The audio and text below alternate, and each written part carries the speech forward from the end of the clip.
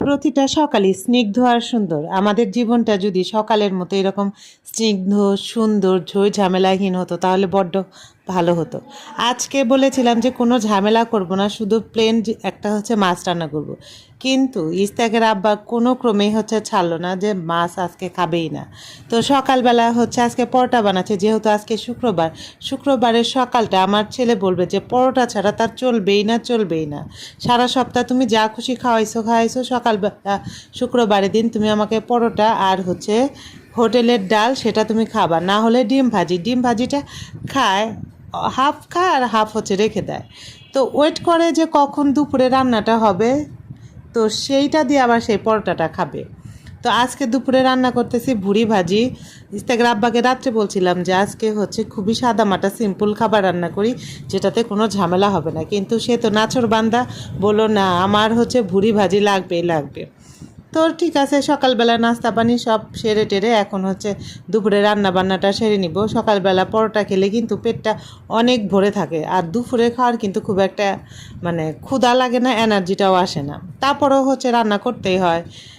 যাই হোক, বুড়িগুলা কিন্তু গত সপ্তাহে না, তার আগের সপ্তাহে হচ্ছে অনেক বুড়ি কিনে নিয়ে আসছিল। সেটা তো আমরা জামাই বউ মিলে বেছে পরিষ্কার করে ধুয়ে একদম ক্লিন করে হচ্ছে ডিপ ফ্রিজে রেখে দিছিলাম। সেটার একটা রিলসে অবশ্য দিছিলাম, কিন্তু ভিডিওটা এখনও দেওয়া হয় নাই। তো সেই বুড়িটা হচ্ছে তখন বেশি রান্না করা হয়েছিল, আর এখন হচ্ছে অর্ধেকের একটু কম আছে, সেটা আবার আজকে হচ্ছে রান্না করতেছি। তো প্রেশার কুকারে সিদ্ধ করলে একটু তাড়াতাড়ি হয়, তো এই জন্য আবার প্রেশার কুকারেই সব দিয়ে একবারে হচ্ছে ঢাকনা লাগায় এখন সিটি দিয়ে দিব। পাশের চুলায় ওটাও ওর মতো সিদ্ধ হতে থাকুক। আর আমি এখানে আলুগুলা যে একটু মোটা মোটা ডুমা ডুমা সাইজ করে কাটছি, সেটা হচ্ছে একটু বেশ ভালো মতো হচ্ছে কড়া করে ভেজে নিব। আমি কিন্তু সামান্য পরিমাণে হচ্ছে লবণ দিছি, আজকে আর হলুদের মধ্যে হচ্ছে দিব না। তো পেঁয়াজ আর আলু একসঙ্গে কিন্তু দিই নাই, আগে হচ্ছে আলুটা একটু হালকা ভেজে নিছি, তারপরে হচ্ছে পেঁয়াজটা দিয়ে নিছি। গতবার হচ্ছে ভাবছিলাম আলুগুলো একটু ছোট হয়েছিল, এই জন্য এবার আলুগুলো একটু বড় করে কাটছি, যাতে তেলে ভাজলে আর ভেতর যে পানি থাকে সেই পানিটা বের হয়ে আমি যে পরিমাণ আকার চাচ্ছি সেই পরিমাণে আকারে হচ্ছে আলুটা আসে। যাক, এদিকে দেখেন আমার প্রেশার কুকারে কিন্তু অলরেডি আমি বেশ অনেকগুলো সিটি দিয়ে নিছি।